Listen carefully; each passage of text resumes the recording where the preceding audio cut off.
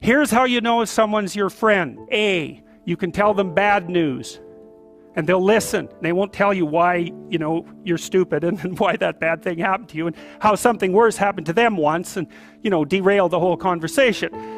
You can actually tell them bad news and they'll listen. So that's a good thing. And then this is a weirder thing.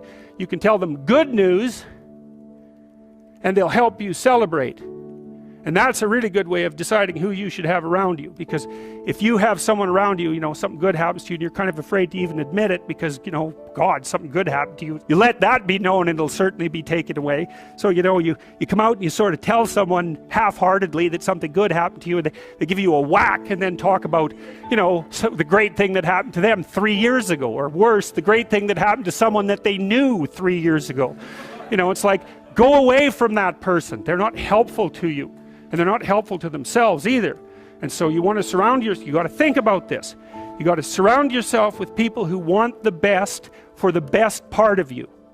You can hang around with weasels and losers that are trying to pull you down to justify the fact that they're spiraling downhill as well.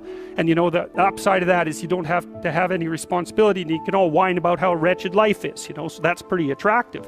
But I would say it's also a bad medium to long-term plan. And so it's acceptable and desirable to try to surround yourself with people who are facilitating your development.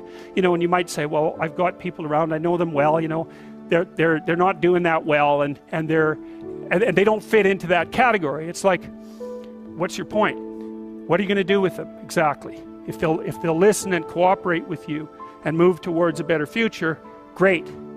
If they don't pay any attention and they keep doing the same damn things over and over and they're not going anywhere and it's painful, then maybe the proper thing to do is say, you just have your misery.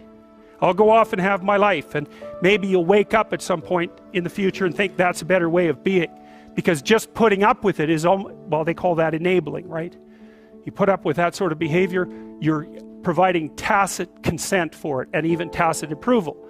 It's like, it's a bad idea. You have, I would say, both the right and the responsibility to surround yourself with people who are good for the best part of you.